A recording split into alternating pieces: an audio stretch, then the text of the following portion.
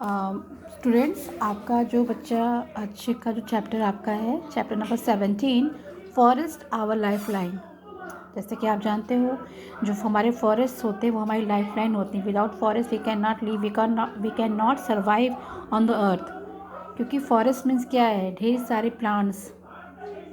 Plants species. अगर खूब ढेर सारे पौधे हैं, पेड़ हैं बड़े बड़े, इसका मतलब क्या है कि वो ढेर सारे एनिमल्स का घर भी है, कई सारे माइक्रो ऑर्गेनिज्म का भी घर है वो। ठीक है, तो इसमें दिया हुआ है an area with high density of trees. एक ऐसा एरिया जहाँ पे हाई डेंसिटी में ट्रीज़ पाए जाते हैं इज़ नोन एज फॉरेस्ट। और forest is a system which is composed of plants. Forest एक ऐसा सिस्टम होता है जो कि किससे बना होता है? प्लांट से, एनिमल्स से और माइक्रो ऑर्गेनिज्म से। Forest is the habitat for the variety of living beings. जो फॉरेस्ट होता है वो different types of living beings का क्या होता है? घर भी होता है, हैबिटेट होता है। Many plants, animals and microbes live in the forest. Different types of plants, animals और माइक्रोब्स कहाँ रहते हैं? जंगलों में रहते हैं। इस चैप्टर में हम क्या पढ़ेंगे? फॉरेस्ट का structure and the significance and the usefulness of forest.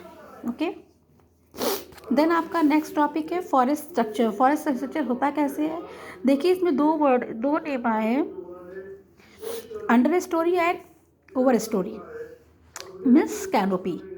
Okay, a typical tree forest is composed of two distinct layer. जो ऊंचे ऊंचे पेड़ होते हैं, बड़े बड़े जो होते हैं, जिसमें पीक्स होती हैं, काफ़ी बड़े होते हैं, वो दो भागों में बढ़ जाते हैं। इनकी दो लेयर्स होती हैं। ठीक है, उनका नाम होता है over story and a story, यानी कैनोपी एंड अ स्टोरी। अब कैनोपी है क्या, ओवर स्टोरी है क्या? देखिए, कैनोपी जो होती है, अभी कभी आपने देखा होगा कि पेड़ों के बीच से एक जो सन की रेज होती है वो छन के ज़मीन पे गिरती है। ठीक है, वो क्यों होता है? क्योंकि आपने देखा होगा बड़े बड़े जो पेड़ होते हैं वो झुंड बना के एक साथ रहते हैं, एक जस्ट लाइक अम्ब्रेला, एक छाते की तरह।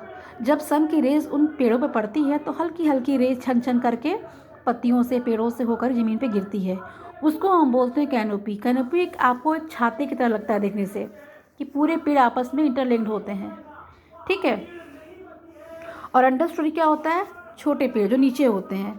तो the under story is further divided into the shrubs layer, herb layer and also the moss layers and soil microbes। ये जो छोटे छोटे प्लांट्स होते हैं वो ये अंडर स्टोरी में आते हैं। जो फंगी टाइप के प्लांट्स होते हैं, जो पानी में ग्रो करते हैं, जो माइक्रोब्स से ग्रो करते हैं, ये सब प्लांट्स जो होते हैं ये आते हैं आपके अंडर स्टोरी में, नीचे के लेयर में आते हैं। इन सम कॉम्प्लेक्स फॉरेस्ट, कुछ कॉम्प्लेक्स फॉरेस्ट में there is also a well defined lower tree layer. वहाँ पे डिफरेंट टाइप्स के लोअर ट्री लेयर्स भी होती हैं।